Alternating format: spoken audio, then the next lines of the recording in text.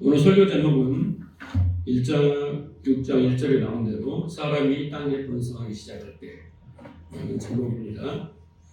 자, 우리는 지난 시간에 2시간에 걸쳐서 노아 홍수가 담고 있는 복음 메시지를 개략적으로 개발적으로 살펴봤습니다. 기억을 더듬어서 그래서 노아 방주 이야기를 하면서 그걸 설명하기 위해서 제가 모세의 갈대 상자를 말했죠. 의미를. 그리고 애굽 군대가 모두 빠져 죽은 그 홍해를 마른 땅처럼 걸어서 나온 이스라엘 이야기. 그리고 물속에 던져진 요나. 기억나시죠? 그리고 무리를 거르시는 예수 그리스도까지 이렇게 쭉 연결해서 설명을 드렸죠. 그 노아 방주의 의미를. 신약에 와서는 그 방주의 의미가 무리를 거르시는 예수의 이야기다. 상징이라는 말씀을 드렸습니다. 우리가 성경을 딱 볼 때 여러분들은 신학을 공부하지 않아서 잘 이해가 어렵지만은 성경을 공부를 연구를 하다 보니까 성경은 특징이 있어요. 성경을 해석하면 이 정도는 알아야 된다는 거죠. 첫째는 성경은 유기적이고 점진적이고 모형적이다. 이 세 가지를 모르면 성경을 해석할 수 없어요. 그냥 글씨는 글씨, 문자는 문자 이렇게밖에 몰라요. 그래서 이 유기적이고 점진적이고 모형적인 것을 몰랐기 때문에 바리새인들은 책망을 받습니다. 그 신앙이 외시간의 신앙이 됩니다. 그래서 유기적이라는 것은 간단히 설명을 하면 이제 신학으로 공부를 하는 겁니다. 대학에서 공부하는. 예를 들면 우리가 머리가 아프잖아요. 그러면 한의사가 침을 어디다 놓습니까? 머리에다 안 놔요. 손에다 놔요. 그렇죠? 수지침 같은 것은 다 이렇게 손 어디 여기가 머리예요. 제가 알기로는 여기다 머리 아프면 여기다 봅니다. 그러면 신기하게도 여기에 침을 맞으면 머리가 맑아진단 말이죠. 네. 배가 아프면 발바닥 가운데를 막 누르죠. 이렇게 우리가 손바닥 가운데를 누르고 그러면 배가 쌀쌀 아프던 것이 안 아픈 이런 원리입니다. 통증이 멈춥니다. 그래서 우리 몸은 이렇게 머리에서 발끝까지 서로 연결되어 있어요. 네, 그것이 유기적이라는 뜻입니다. 그러니까 전체가 다 하나로 연결되어 있습니다. 그런 것처럼 성경도 창세기를 푹 찌르면 뭐가 나오는지 아세요? 창세기 1장을 푹 찌르면 요한복음 1장이 딱 나옵니다. 그리고 창세기 1장을 딱 누르면 계시록 1장이 딱 나와요. 20장이 나오죠. 새하늘 새 땅이 나오잖아요. 그렇게 연결되어 있고 출애굽기를 뚝 누르면 로마서가 딱 튀어나오고 이렇게 다 연결이 되어 있다는 것을 우리는 연구하신 분들이 발견을 한 거예요. 그래서 이 정도는 우리가 알아야 성경을 해석해낼 수 있습니다. 그 다음에 점진적이라는 건 뭐냐면 예수 그리스도와 십자가라는 복음을 제일 먼저 어디에서 설명을 하냐면요. 창세기부터 설명을 합니다. 창세기부터 요한계시록까지 점점 어떻게 해요? 확실하게 반복적으로 설명을 하면서 우리가 더 이해가 깊어지도록 합니다. 창세기 3장 15절에 원시복음이 나와요. 여인의 후손이 와서 너희들을 구원할 것이다. 이 원시복음이잖아요. 이 원시복음이 아벨의 죽음과 셋의 탄생에서 나오고요. 또 노아 홍수 사건에서 나오고요. 그리고 모리아산에서 이삭의 사건에서 나오고요. 이런 것들이 다 뭐냐면 점점 가면서 그죠? 이렇게 예수님의 롯뱀 사건까지 해서 쭉 그 사건이 점점 반복해서 같은 의미로 설명이 되면서 우리에게 이게 예수의 십자가의 사건이라는 것을 알려주는 거예요. 그래서 하나님은 그 시대의 수준에 맞게 문화에 맞게 점점 예수님 오시기까지 가르쳐 주는 겁니다. 이게 이제 점진적이라는 의미인 거예요. 그 다음에 모형적이라는 것은 뭐냐면요. 모형이에요. 신약에가 실체가 있어요. 실체가 있습니다. 원형이 있어요. 그런데 구약에는 다 뭐냐면 모형이에요. 예를 들어서 첫째 아담이 있고 둘째 아담이 있죠. 아담은 둘째 아담의 모형이고 그 아담의 실체는 둘째 아담 예수 그리스도 이렇게 한 거예요. 광야의 롯뱀 사건은 모형이고 그 실제는 예수 그리스도의 십자가. 그래서 모형이라는 것은 그 원형이 뒤에 있는데 그걸 다 아직 모르니까 그 앞에서 상징적으로 보여주면서 점진적으로 점점 희미한 것을 밝게 보여주는 것이 이제 모형론입니다. 그래서 우리가 하나님 나라를 상징할 때 우리가 하나님 나라는 어디입니까? 가나안이에요. 그 가나안이 하나님 나라의 모형이죠. 이런 식으로 설명하는 걸 모형이에요. 그래서 이렇게 우리가 성경을 유기적이고 또 그 다음에 점진적이고 그리고 모형적인 그런 요소를 가지고 성경을 봐야 성경을 제대로 해석을 해낼 수 있다라는 거죠. 이런 것도 모르고 성경만 맨날 읽어봐야 그냥 까만 글씨고 하얀 종이다 이 정도, 그 줄거리 정도 아는 정도밖에 모르는 겁니다. 자, 그런데 제가 이런 말씀을 드리냐면 오늘 우리가 공부하는 창세기가 그렇다는 거예요. 오늘 본문이, 여러분 오늘 본문이 사람이 어떻다고요? 사람이 땅 위에 번성하기를 시작할 때 딱 이때 이 말씀 속에 유기적이고 모형적이고 점진적인 모든 게 다 들어있어요. 근데 우리가 사람이 땅에 시작할 때 이 말을 풀어내지 못하면 6장을 다 풀어내지 못하고 홍수 심판을 이해할 수가 없어요. 왜 하나님이 홍수 심판을 하셨지? 네? 그 뒤에 보면 막 죄가 관영하고 막 이렇게 했잖아요. 그런데 그 모든 내용을 한 줄로 딱 말하는 게 사람이 어떻게 된다고요? 땅 위에 번성하기 시작할 때 이 한 말씀이 다 들어있는 거예요. 자, 그래서 오늘 본문을 우리가 이해하려면 이렇게 유기적이고 점진적이고 모형적인 의미를 그렇게 성경을 해석하는 그 내용을 알고 들어야 성경을 잘 이해할 수 있다. 그렇습니다. 일단 우리가 노아 홍수를 공부할 때 노아 홍수는 하나님의 심판과 저주의 상징이다. 그렇잖아요. 죄인들은 반드시 이렇게 심판과 저주를 받아야 된다. 이거잖아요. 그게 노아 홍수입니다. 그 다음에 노아의 방주는 세상과 함께 저주에 빠져 죽으야 하나님의 백성을 품어 안으시고 그 심판과 저주를 대신 받으시고 연하처럼 물에 빠져 죽으시는 예수 그리스도를 상징한다. 이게 상징이죠. 모형이죠. 상징이라고 우리가 배웠습니다. 그래서 우리가 이것을 왜 공부를 하고 깨달아야 되냐면 우리가 이걸 알지 못하면요 구원의 의미를 몰라요. 그 구원의 은혜를 몰라요. 여러분이 구원의 의미도 모르고 은혜도 모르면 감사가 안 나와요. 감사가 안 나와. 그리고 하나님을 의지하지 않아요. 그러니까 천국 가면 그만이지. 그런데 내가 천국 가는 건 기정사실이지만 우리가 이 땅에 살아가는 힘은, 행복하게 살아가는 힘은, 잘 살 수 있는 뭐냐면 내가 어떤 상태에서 어떻게 구원을 받았으며 왜 구원을 받았고 무엇으로 구원을 받았고 이렇게 구원을 받는 것이 뭔가를 알아야 거기서부터 내 믿음이 나오기 시작하고 고백이 나오고 행동이 나오는 거예요. 근데 예수를 마음으로 믿으면 영접합니다. 아멘. 구원받았습니다. 천국 갑니다. 잃어버리면요 그 신앙은 너무나 황량한 거예요. 감사도 없고 기쁨도 없고 그냥 맹맹한 거야. 그냥 교회 와서 내 뜻대로 다 안 이루어져서 신앙생활도 힘들어하고 나중에 교회를 떠나고 이렇게 되는 거예요. 정말 진짜 성경이 말하는 구원, 하나님의 뜻은 내가 이룰 수가 없는 겁니다. 자, 그래서 우리가 이 말씀을 잘 깨달아야 구원의 의미도 잘 알고 믿음이 더해져서 우리가 믿음으로 살게 돼요. 성경은 결론 우리가 믿음으로 살게 하는 거거든요. 그렇게 믿음으로 살게 됩니다. 따라서 우리가 이 혼돈과 공허와 흑암이 가득한 이 세상이, 지금 이 세상이 그렇잖아요. 이 살기 좋은 세상이 아니에요. 영적으로 보면 그 속에서 우리가 살아가면서 인생의 홍수를 만나고 풍랑을 만납니다. 우리가 저주의 바다에 빠집니다. 그런데 그 속에서 우리가 예수 그리스도, 우리를 걷는 예수 그리스도 안에 그 방주 안에 있는 자라는 자각이 먼저 있어야 돼요. 우리는 절대 물에 빠져 죽지 않는다는 확실한 믿음과 확신이 있어야 돼요. 그리고 지난 시간에 말한 것처럼 우리가 그리스도 안에 있을 때 어떻게 해요? 하나님과 동행할 수 있고 하나님의 뜻을 이룰 수 있고 하나님이 기뻐하는 삶을 살 수 있어요. 문제는 뭐예요? 우리가 그리스도 안에 있다는 의미도 모르고 그리스도 안에 있다는 내용도 모르고 그리스도 안에 있지도 않아요. 교회 안에만 있어요. 건물 안에만 있어요. 그러다 보니까 나에게는 아무런 일이 안 일어나는 거예요. 그래서 지난 시간에 그리스도 안에서 제가 설명을 드렸죠.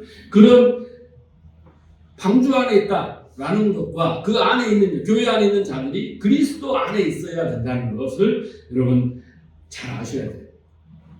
자, 오늘은 이게 지난 시간에 개발적인 이야기를 했지만 오늘은 이제 노아의 방주 이야기를 한 절 한 절씩 읽어요. 제가 인생의 마지막에 사역의 마지막에 창세기를 한다고 했잖아요. 이게 언제 끝날지 몰라요. 3년이 걸릴지 5년이 걸릴지는 모르지만 여러분이 이 창세기를 한번 처음부터 끝까지 다 듣고 나면 귀가 열리고 눈이 열리고 뭐가 다 열려요. 저처럼. 네. 그러면 어떤 일이 일어날까요? 경험을 해보세요. 어떤 일이 일어날까? 지금까지 여러분들이 신앙생활을 해온 그 정도의 어떤 것은 유치한 거예요. 별거 아니에요. 놀라운 일이 일어납니다. 많은 생각의 변화가 일어납니다. 자, 그래서 여러분이 오늘 설교를 들으면서 이제 한 절 한 절 속에 하나님의 뜻을 제가 이제 알려드릴 텐데 들으면서 여러분 이것만 생각하면 돼요. 왜 홍수 심판을 당하게 됐을까? 아니 하나님이 보시기 좋았더라 뭐 그렇게 했잖아요. 그런데 왜 그 보시기 좋은 세상을 망가뜨리시고 보시기 좋은 인간들을 왜 망가뜨리겠을까? 영웅을 가져야 돼요. 그래서 왜 홍수 심판을 당하게 됐는지, 왜 저주의 바다에 빠지게 됐는지 그 이유를 깨달으면 돼요. 오늘 설교를 들으면서 그래서 이렇게 됐구나를 깨달으면 그게 믿음이 되고 내 마음속에서는 그래, 나는 그 홍수 심판과 그 저주의 바다에 빠지지 않으리, 그 빠지는 삶을 살지 않으리, 이게 되는 거예요. 그래서 그런 깨달음이 있기를 바랍니다. 자, 1절을 보시면 노아 홍수 이야기가 어떻게 시작되냐면 사람이 땅 위에서 번성할 때라고 시작합니다. 자, 그런데 이 말씀 속에는 어떤 내용이 들었냐면요, 이 노아 홍수 전체를 이해하는 요약된 구절이에요. 사람이라는 단어가 나오고 번성이라는 단어가 나옵니다. 중요한 단어는 사람이고 그 다음에 더 중요한 단어는 번성입니다.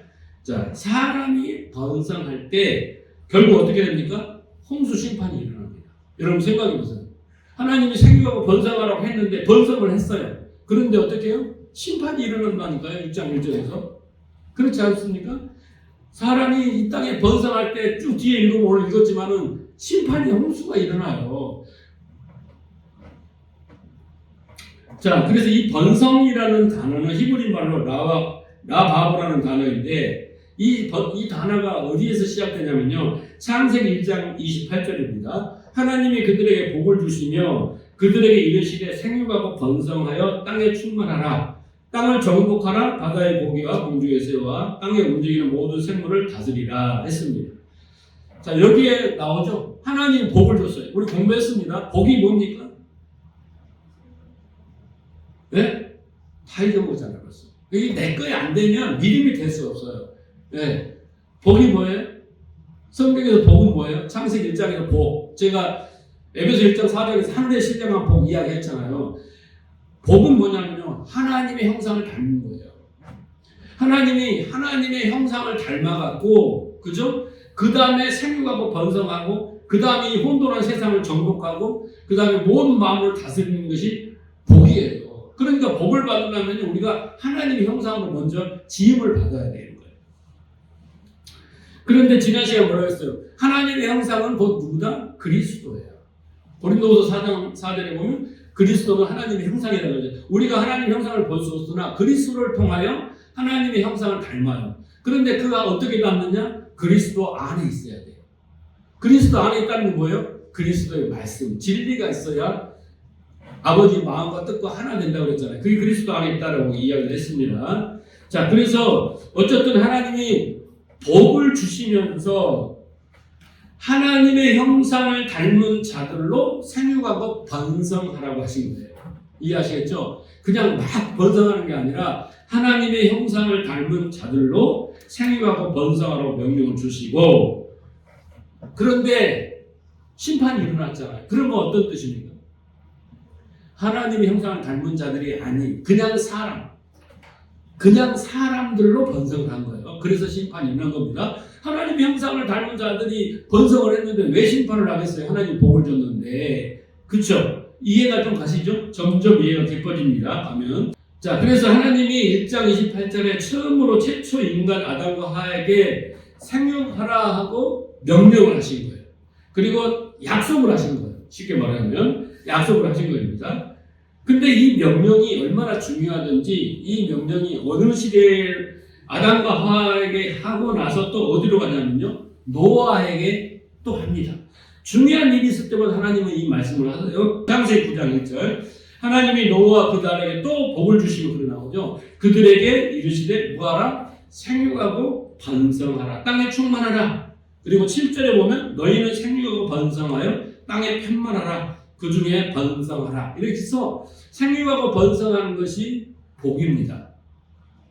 아들딸 잘 낳고 사람의 숫자가 막 늘어나는 거 그것이 번성하는 거잖아요. 그게 복이란 말이에요. 자, 그런데 이 복이 아브라함에게도 똑같이 갑니다. 창세기 22장 17절 내가 너에게 큰 복을 주고 내 씨로 크게 어떻게 하여?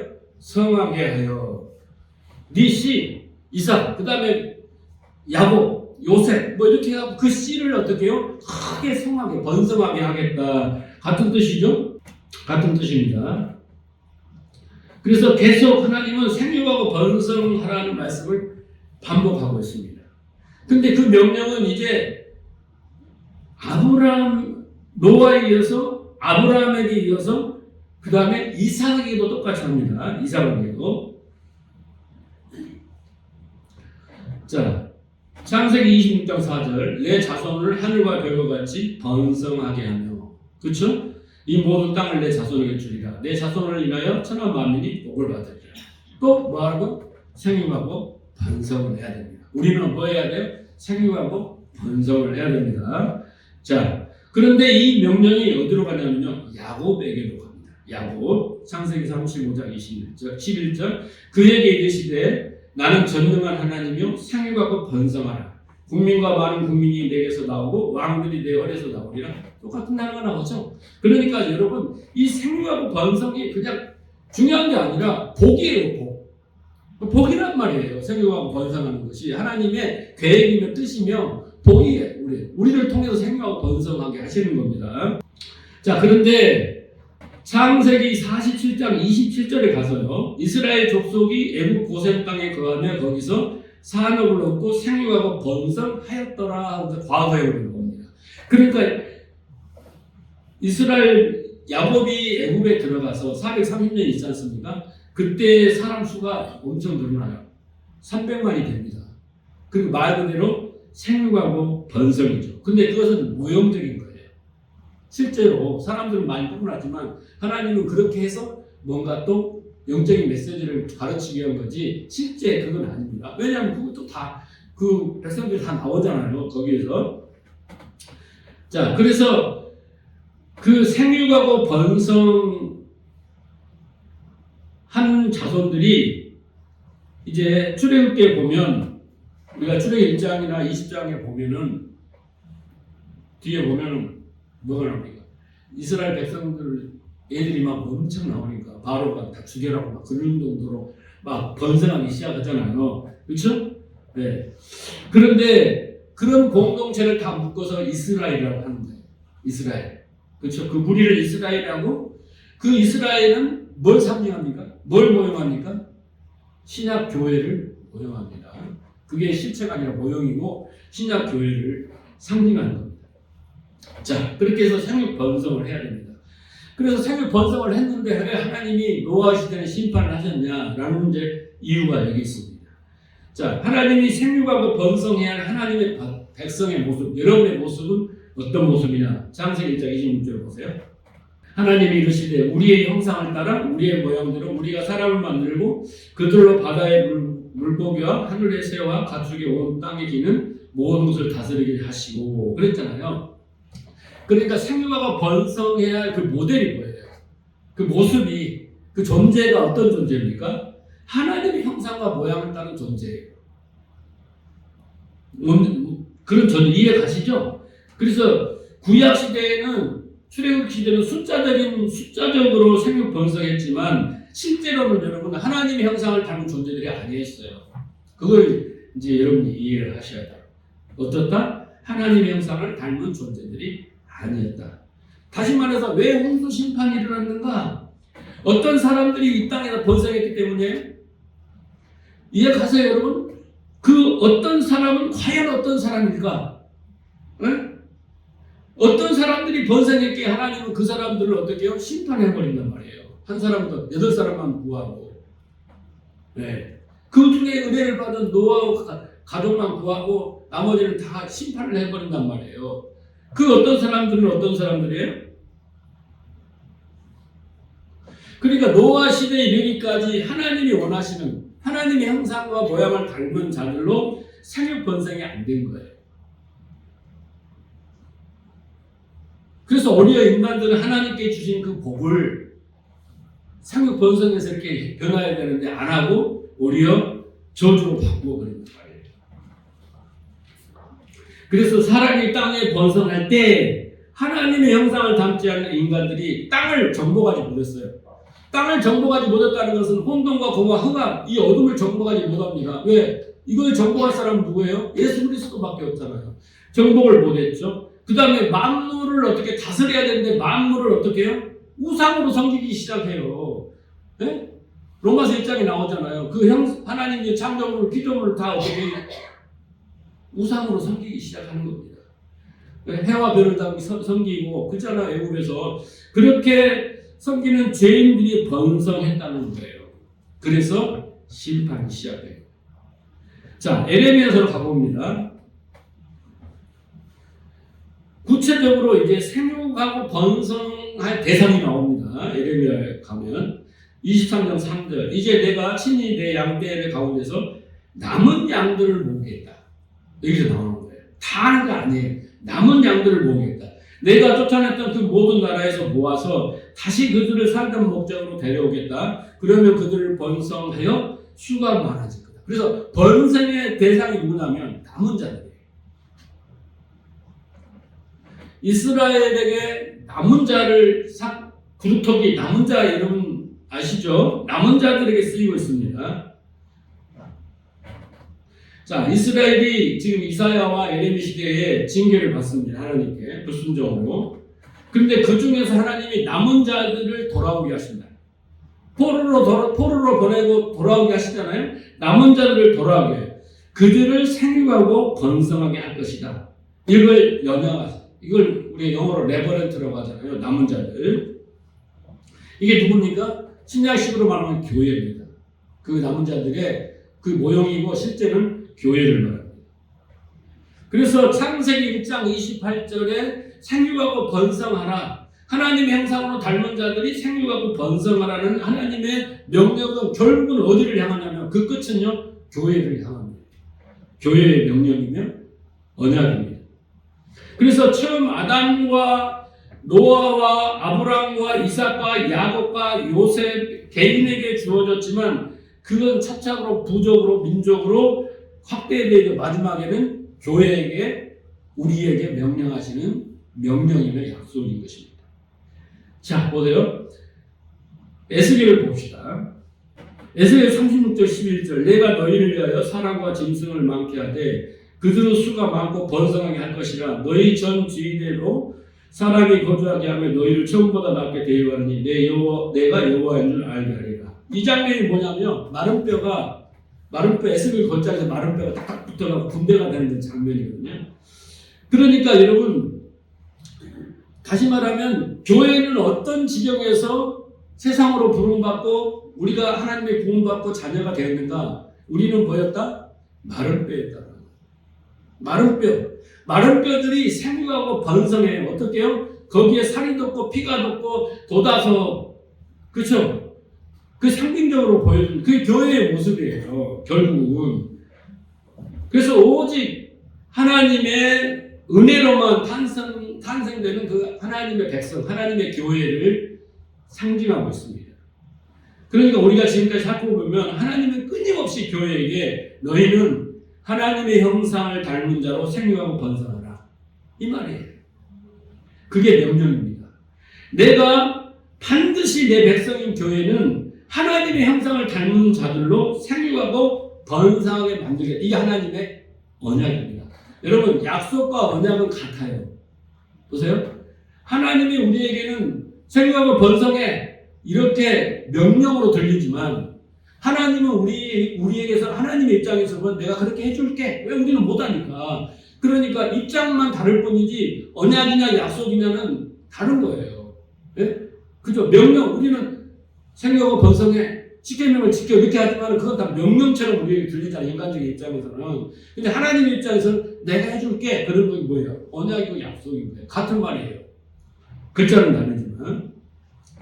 여러분, 하나님이 창세기부터 지금까지 우리를 구원하시고 우리가 하나님의 형상을 닮은 자들로 생육하고 번성하게 하겠다는 하나님의 뜻이에요. 근데 우리는 뭐예요? 하나님을 닮기는커녕 그것이 뭔지도 모르고 닮은 생각도 안고 있다면 그게 뭐예요? 죄인 거예요. 하나님과 다른 뜻을 향해서 가는 거예요. 나의 뭘 모델은 연예인이야. 나의 모델은 정치인이야. 나의 모델은 누구야. 이렇게 하고 그 사람을 닮기 위해서 막 우리가 쫓아가면 그게 바로 죄인 거예요.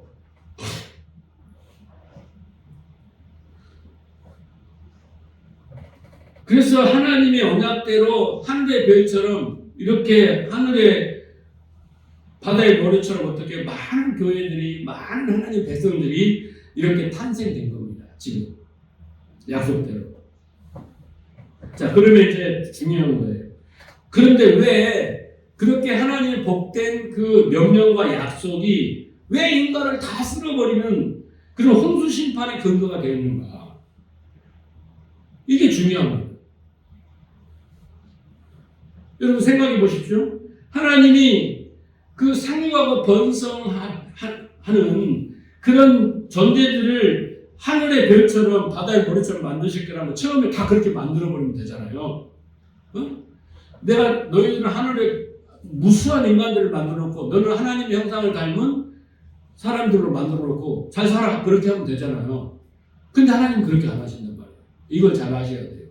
잘 아셔야 돼요. 하나님은 단번에 하나님의 형상을 닮은 자를 만들어내지 않으시고 생육하고 번성하지 않고 어떻게 시작하냐면요. 창세기 1장 27절. 하나님이 자기 형상 곧 하나님의 형상대로 사람을 창조하시되 남자와 여자로 창조하시고 이렇게 시작합니다. 여러분 이걸 아셔야 돼요. 어떻게 시작하신다고요? 생육하고 번성하는 방법이 뭐냐면 남자와 여자로 창조하신다. 아니 왜 남자와 여자로 달랑 둘만 만들어 놓고 생육하고 번성하라고 하셨을까? 한 번에 다 만드셨으면 얼마나 편하고 좋을까? 여러분 하나님이 600 지금 우리가 70억 되는데 70억 인구를 한 번에 다 못 만들 것 같아요? 근데 하나님은 그런 방법을 택하지 않으시고 아담과 하와 딱 둘만 만들어가지고 그때부터 그 씨들로 생육하고 번성하게 만들어 가신다는 거예요. 그게 여러분 생각해보세요. 하늘에 올라가면 우리가 결혼합니까? 안 합니까? 이성이 있습니까? 없습니까? 그런 거 없어요. 결혼도 없다고 했습니다. 네. 그런데 하늘에 가면 시집가지도 않고 장가지도 않는데 여자 남자 성별도 없는데 왜 굳이 하나님이 이 땅에서 교회를 번성시키는데 남자와 여자로 그렇게 만들어 결혼을 시키심으로써 생육하고 번성하게 만들어 가실까? 여러분 이것이 무엇인가를 잘 생각하는 거예요. 인간이 만든 제도가 아니라 하나님이 만든 제도예요. 결혼 제도라는 것은. 근데 생육하고 번성하는 제도가 남녀가 만나서 애를 낳고 생육하고 번성하는 게 눈에 보이는 생육 번성이잖아요. 왜 그 방법을 했을까? 하나님은요, 첫째, 그 부모가 자식을 살아가는 그 아비의 간절한 마음을 우리에게 가르치는 거예요. 첫째는요. 그 얼마나 자기 고통 속에 산고의 고통에 출산하는 그 자식이 얼마나 사랑스럽고 얼마나 이쁘고 귀엽고 그렇게 말 잘하는 애들이 20 있으면 다 10명도 낳겠다 막 그렇게 하심으로 인해서 하나님이 우리에 향한 마음을 알게 하십니다. 그걸 아셔야 돼요. 그래서 하나님이 교회에게 그것을 가르치시기 위해서 하나님이 이런 고통과 이런 은혜로 이렇게 생육하고 번성하고 있다는 것을 가르칩니다. 그 방법이 뭐냐면 남자와 여자로부터 이렇게 번성하시는 것입니다. 그리고 둘째는 뭐냐면 여자는 교회는 우리는 남자로 만들어진다는 것을 알려주는 거예요. 영적 원리를 아셔야 돼요. 무조건 결혼만 덥석덥석 하는 게 아니라 하나님이 결혼제를 만들었을 때는 그 우리한테 깨달아라. 하나님의 뜻을 알아라 라고 만들어주는 거예요. 그러니까 우리는 직접 살아가면서 그걸 깨달아야 되는 거지 그냥 결혼해서 행복하려고 하면요 절대 행복할 수가 없어요. 네.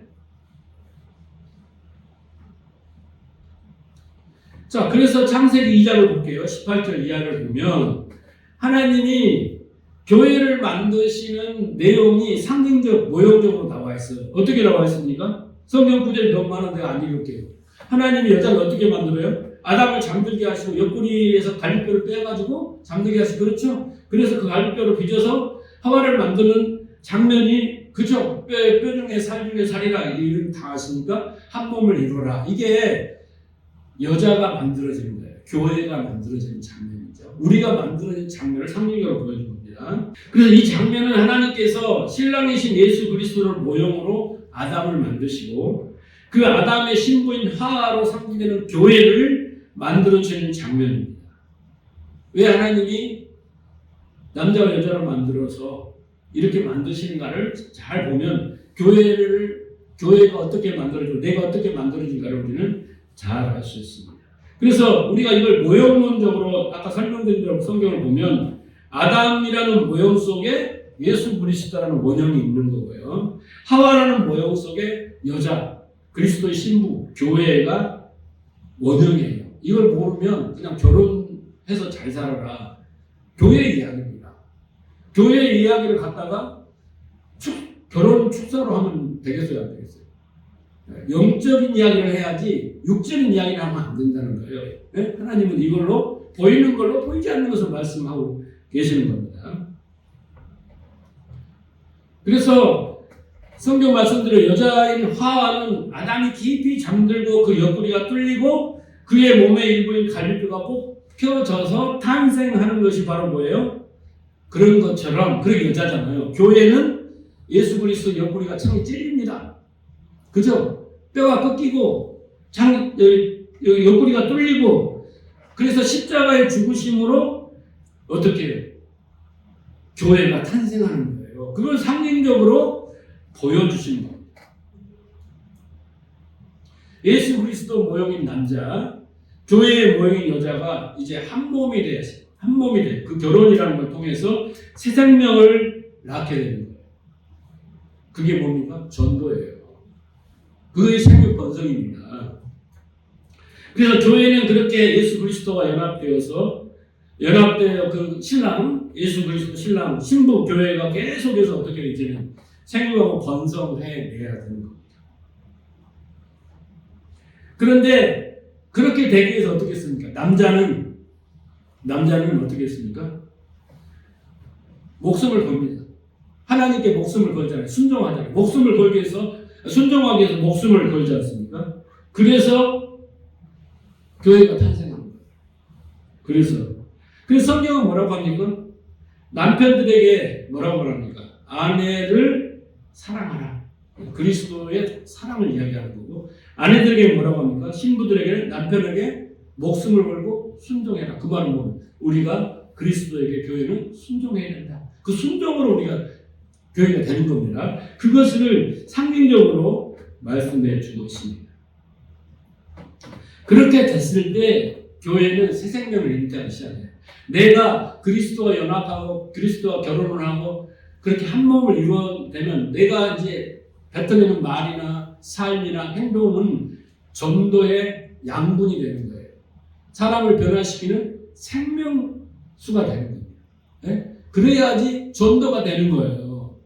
나는 변하지도 않고 우리 부부는 뭐 행복하지도 않은데 전도지 몇 장 돌린다고 그게 전도가 아닙니다. 자, 그런데 그런 생명을 잉태하도록 되어 있는 이 땅의 부부들에게서 여러분 진짜 지고지순한 그 그리스도의 남편에게 사랑이 나오고 그렇게 아내에게서 순종이 나옵니까? 절대 불가능한 겁니다. 우리가 결혼 생활을 그렇게 배우는 거예요. 우리가 이렇게 결혼 생활을 하면서 깨닫는 거예요. 행복? 안 되는구나. 내가 아무리 노력해도 아내가 남편이 아무런 노력해도 안 되는 거예요. 그죠? 아무리 우리가 해도 됩니까? 될 수가 없어요. 각자가 준비가 안 돼 있고 능력도 안 되고 갖고 있는 게 없기 때문에 결코 우리는 그렇게 행복이라고 해서 창출을 낼 수 없는 거예요. 오직 예수 그리스도로만이 이렇게 되는구나를 거기서 깨닫는 거예요. 아무리 도덕적이고 경건적이고 뭘 해서 막 한다 할지라도 그분은 행복을 만들어낼 수 없어요. 어쩔 수 없이 사는 거예요. 그냥. 그게 하나님이 알려주는 거예요. 우리가 결혼해갖고 진짜 행복을 천국을 누려버리면 천국이 필요 없고 예수가 필요 없어요. 근데 하나님은 그것을 깨닫기 위해서 하나님이 우리를 구원하시는 그 원리를 설명하기 위해서 그렇게 남자와 여자로 신랑과 신부로 결혼이라는 걸 통해서 설명을 하고 있을 뿐이에요. 그래서 깨달아야 되는 거예요. 그래서 교회는 예수님과 결혼함으로 해서 한 몸이 되어 예수와 같은 아들로 탄생하는 겁니다. 자, 로마서 8장 29절 보세요. 하나님이 미리 하신 자들을 또한 그 아들의 형상을 본받게 하기 위하여 미리 정하셨으니 이는 그로 인하여 많은 형제 중에서 맏아들이 되게 하려 하십니다. 그렇죠? 우리는 결국 누구를 닮아요? 예수 그리스도를 닮는 거예요. 예수 그리스도는 누구예요? 하나님의 형상이라니까요. 그 예수를 닮는 것이 하나님을 닮는 거예요. 네, 그렇게 하나님의 계획이 작정되어 있다는 겁니다. 그래서 우리가 신앙생활을 통해서 무엇을 해야 되는가? 생육 변성이 문제가 아니라 먼저 뭐예요? 하나님의 형상, 그리스도의 형상을 담는 것이 1순위예요. 그렇게 되면 그 사람들은 예수와 연합되어서 생육하고 번성을 할 수 있는 겁니다. 진짜 생명을 생산해낼 수 있는 거예요. 그래서 우리는 결혼 생활을 통해서요, 배워야 되는 거지. 우리에게는 사랑이 없다. 우리는 온전히 순종할 수 없다. 서로가 왕이 돼요. 부부, 아내도 왕이 되고 남편도 왕이 되어서 왕끼리 막 싸우는 거예요. 창과 검을 가지고, 방패를 가지고 공격하고 방어하고 공격하고 방어하고 계속 그 싸움을 싸우는 거예요. 그런데 그 속에 복음이 들어가고 진리가 들어가고 성화가 되어가고 하나님의 형상을 닮아가면 서로 이해하고 용서하고 용납하고 너그러워지고 네 모습이 내 모습이고 내 모습이 네 모습이고 내가 잘한 것도 없고 네가 잘한 것도 없고 우리 모두 잘한 것도 없어. 이렇게 겸손해지기 시작하는 거예요. 우리는 하나님 은혜가 아니면 사실 이렇게 낮아지면서 자기 부분이 일어나는 거예요. 상대한테 삿대질하고 네가 잘했니 내가 잘했니 이런 말도 못하고 내 죄가 더 크다 내 탓이다 이렇게 점점 하나님의 형상으로 닮아가고 하나님의 성품을 갖게 되면 이제 그 관계가 행복해지는 거예요. 똑같습니다. 교회에서 우리가 자기 부인을 해야 된다고 내가 늘 강조하잖아요. 그렇게 된 것과 부부 관계도 똑같습니다. 따지고 보면 네가 잘했나 했던 말만 별거 아니에요. 그거 따져갖고 내가 인정받았다고 내가 돈이 생긴 것도 아니고 행복해지는 게 아니에요. 그냥 자존심만 좀 세우는 거예요. 내가 좀 인정받는 거예요.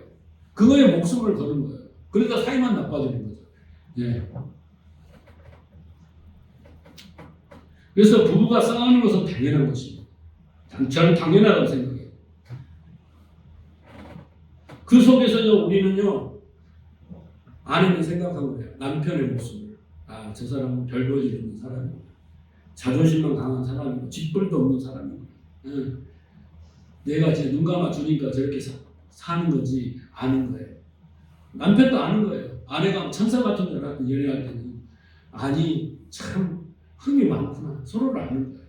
젊었을 때는 그 흠을 서로 공격하고 서로 지적하고 고쳐라 마라 네 때문에 내가 불행하지 네가 잘했냐 이렇게 하지만은 이제 철이 들고 이렇게 믿음이 가면 갈수록 이해하기 시작하는 거예요. 니나 나나 하나님 앞에서는 다 똑같은 연약하고 부족한 존재예요. 우리가 서로 왕이 되려고 하고 서로 뭔가를 내세우려 하다 보니 이렇게 왔구나. 다 부질없는 짓이다. 이렇게 깨닫기 시작하는 거예요. 순간순간 감정이 나와서 팍 올라오고 이랬지만은 또 제정이 들어오면 후회하고 또 사고하고 이렇게 사는 거예요. 그러니까 우리가 뭐 성격 차이는 이런 소리 하면 안 돼요. 우리는 본질이 그렇습니다. 우리는 그 정도 인간밖에 안 된다. 이렇게 자각을 해야 되고요. 우리가 어떻게 목숨 걸고 순종을 하면 어떻게 목숨 걸고 사랑을 하겠어요. 그렇게 할 수 있는 능력도 없고 할 수도 없어요. 그런데 그럼에도 불구하고 하나님이 우리를 신부로 택하시고 목숨을 버려가면서 신부로 삼아주셨다는 그 은혜를 깨달으면 그것에 감사해서 그것에 감격해서 그것 때문에 이제 우리가 겸손해지기 시작하는 거예요. 내가 내세울 것이 없으니까 서로에게 그것 때문에 그 은혜가 깊어질수록 우리는 나를 내세울 수가 없어요. 그렇죠? 나는 1만 달란트 빚을 탕감받았는데 내 배우자가 갖고 있는 빚은 500데나리온밖에 안 되는 거야. 그걸 깨달은 자는. 그러니까 내가 500만 원 내놔라고 큰 소리를 못 치는 거예요. 왜? 나는 1만 달란트를 아주 하나님 앞에 빚진 아주 대역 죄인인데, 그렇잖아요. 아내가 그걸 나를 알고 있고 남편이 나를 알고 있는데 내가 그걸 감추면 나는 그 아로간척 할 수 있겠냐고, 양심상. 그럼 모르는 거죠. 그래서 그 은혜를 우리가 결혼 생활 속에서 배우는 겁니다. 자, 그런데 결론이에요. 그런데 그렇게 생육하고 번성하여 하나님의 아들이 생겨나도록 하나님께서 복을 주셨는데 하나님의 은혜를 떠난 인간들이 그 생육과 번성을 탐욕과 쾌락의 도구로 써버렸다는 거예요. 그래서 오늘 거기 1절에 등장하는 사람은 하나님의 형상을 담은 사람이 아니에요. 첫째. 그들의 번성은 하나님의 형상을 닮은 자들의 번성이 아닙니다. 그 뒤에 보면 뭐가 나와요? 그들이 생각한 것이 악하고 시집가고 장가가고 이런 것에만 목적을 두고 눈에 보이는 그런 제도의 중심에 그런 쪽에 사람들이 번성했어요. 그 하나님 뜻과 전혀 다른 거예요. 하나님 뭐라고요? 하나님의 형상을 닮은 생육하고 번성한 자로 내가 만들겠다고 약속해서 그 뜻대로 알고 어떻게 해요? 그렇게 은혜를 받고 노아처럼 에녹처럼 하나님과 동행하는 삶을 살아야 할 사람이 번성해야 되는데 그 번성한 사람은 8명밖에 안 되는 거예요. 네? 8명도 아니지. 노아밖에 없는 거죠. 그 당시에는. 그 노아 덕분에 7명은 더불어 구원을 받는 거고 노아가 그런 은혜를 받는 거예요. 하나님의 형상을 닮은 자로 은혜를 받는 거예요. 하나님이 그 진리를 알려준 거예요. 그 계시를 통해서. 그래서 그가 구원을 받는다는 걸 하나님이 고대 시대 때 보여주는 거예요. 그 시대에 맞게. 그래서 보면 2절과 3절을 보세요. 하나님의 아들들이 사람의 딸들의 아름다움을 보고 자기가 좋아하는 자로 아내를 삼았더라. 이게 뭐냐면 말 그대로 탐욕과 쾌락의 도구로 써버렸다는 의미입니다. 그죠? 그리스도와 결혼해서 교회가 하나님을 닮은 자로 생육하고 번성해야 그렇게 번성해야 될